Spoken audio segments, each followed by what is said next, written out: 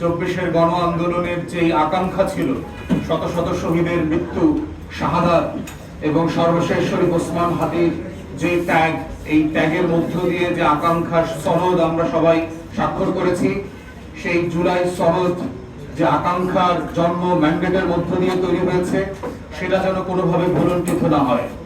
আমরা গতকালকে নতুন সরকারকে দায়িত্ব নেওয়ার ব্যাপারে যেভাবে খুশি হয়েছি, একইভাবে আমরা আশা করেছিলাম যে ওনারা সংস্কার পরিষদের শপথ নেবেন, কারণ এটার মধ্য দিয়েই হচ্ছে যে জুলাই সনদ বাস্তবায়ন করবার যে আকাঙ্ক্ষা ঐকমত্য কমিশনে ব্যক্ত করা হয়েছিল সকল রাজনৈতিক দলের পক্ষ থেকে, সেটার একটা পূর্ণাঙ্গতা পেত।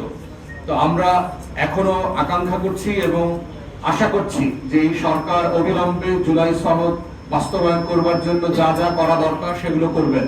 দ্বিতীয়ত হচ্ছে, গত 1.5 বছর ধরে সংস্কার এবং বিচার, 2024-এর গণ অভ্যুত্থানে যারা মানবতা বিরোধী অপরাধ করেছেন, গণহত্যার দায়ে অভিযুক্ত হয়েছেন, সেই ধরনের অপরাধীদেরকে যে বিচারের মুখোমুখি করা হচ্ছে আইসিটিতে, সেই বিচার এবং বিভিন্ন ক্ষেত্রে যে সংস্কারের উদ্যোগ নেওয়া হয়েছিল অন্তর্বর্তীকালীন সরকারের পক্ষ থেকে, সেগুলো যেন অব্যাহত থাকে।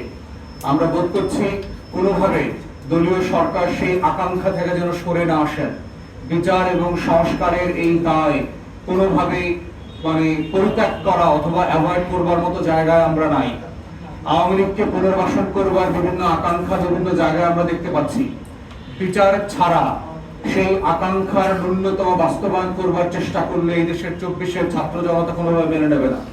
এবং আপনাকে, মাননীয় প্রধানমন্ত্রীকে এবং তার দলকে স্মরণ করিয়ে দিতে চাই যে আওয়ামী ফ্যাসিবাদীদের দ্বারা সবচেয়ে যারা বেশি নির্যাতিত হয়েছেন, তার ভিতরে কিন্তু আপনি, আপনার মা এবং আপনার দল আছেন। অতএব জালেমদেরকে বিচার ছাড়া, জুলুমের হিস্সা নেওয়া ছাড়া কোনোভাবে পুনর্বাসন ক্ষমা করবার দৃষ্টান্ত ইতিহাস ক্ষমা করবে না, জাতীয় ক্ষমা করবে না, জুলাই অভ্যুত্থানের পক্ষে শক্তিও ক্ষমা করবে না। অতএব আমরা চাই সেটা যেন দৃঢ় চিত্তে যেই ধারাবাহিকতা চলমান আছে আইসিটিতে এবং সংস্কারের, সেগুলো আপনি আপনার নেতৃত্বে, আপনার টিমের মাধ্যমে অব্যাহত রাখবেন। নির্বাচন নিয়ে সারা দেশে ইতিমধ্যে আমরা দেখেছি যে ধরনের কারচুপির খবর এসছে। টিআইবি ইতিমধ্যে বলেছে যে 22% ক্ষেত্রে ভোট কারচুপি এবং জালিয়াতির ঘটনা ঘটেছে। পোস্টাল ব্যালটে ভোটের যে শতাংশ আর ফিজিক্যালি ভোট দেওয়ার যে শতাংশের ভিতরে যে গরমিল, গণভোটের শতাংশ এবং সাদা ব্যালটে সংসদ সদস্য নির্বাচনের যে গরমিল, এই গরমিলগুলোকে প্রাতিষ্ঠানিকভাবে আমাদেরকে সংস্কার করার উদ্যোগ নিতে হবে।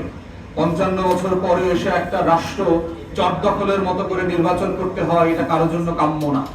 সেখানে এখনো ভোট ডাকাতি, ভোট জালিয়াতি এবং চুরি, ছেঁচড়ামি, সন্ত্রাসের আশ্রয় নিতে হয়, এইটা কোনোভাবে কাম্য হতে পারে না। তাই আমরা আশা করছি 2 যুগ পরে এসে যে নির্বাচনটা হয়েছে, সেই নির্বাচনের দৃষ্টান্ত মাথায় রেখে এই সরকার নির্বাচন কমিশনকে ঢেলে সাজাবে, প্রাতিষ্ঠানিকভাবে সংস্কার করবে, যেন এই চটদখলের রাজনীতি এবং নির্বাচন আমাদেরকে আর দেখতে না হয়।